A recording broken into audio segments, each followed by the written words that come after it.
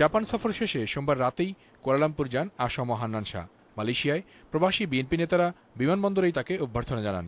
Kuala Lumpur সফরের দ্বিতীয় দিনে বেগম খালেদা জিয়া ও তারেক রহমান মুক্তি পরিষদের ব্যানারে বিএনপির মালয়েশিয়া শাখা সমাবেশের আয়োজন করে স্থানীয় একটি হোটেলে।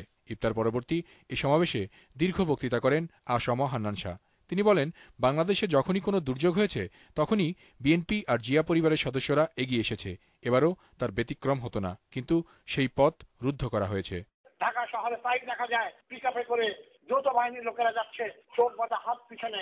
আমরা এই যুগে এসে ওই পদ্ধতিতে শাসিত হব, এটা বাংলাদেশের মানুষ মানতে পারে না। রাজনীতি যখন করি প্রয়োজনে আমরা জনতার আদালতে যাব এবং আমাদের নেত্রী সহ প্রত্যেকটি নিরপরাধ মানুষকে আমরা মুক্ত করে নিয়ে আসবো।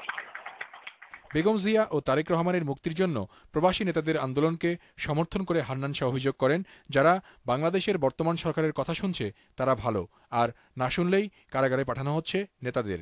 এই সরকার দৈত্যনীতি, যারা এই সরকারের ডান পাশে আসেন তারা খুব আদর যত্ন পান, যারা বাঁ দিকে থাকেন তারা চলে যান জেলখানা। আজকে যদি নির্বাচন দেয় ইনশাআল্লাহ বাংলাদেশ জাতীয়তাবাদী দল বিএনপি একা আমরা মেজরিটি নিয়ে আসতে পারবো। হান্নান শাহ বলেন, কেউ দুর্নীতি করে থাকলে প্রচলিত আইনেই তার বিচার করতে হবে। এমন দোষীদের দলীয়ভাবেও বয়কট করবে বিএনপি।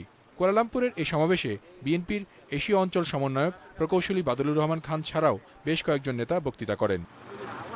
কেরামতুল্লাহ বিপ্লব, ওয়ান নিউজ, ঢাকা।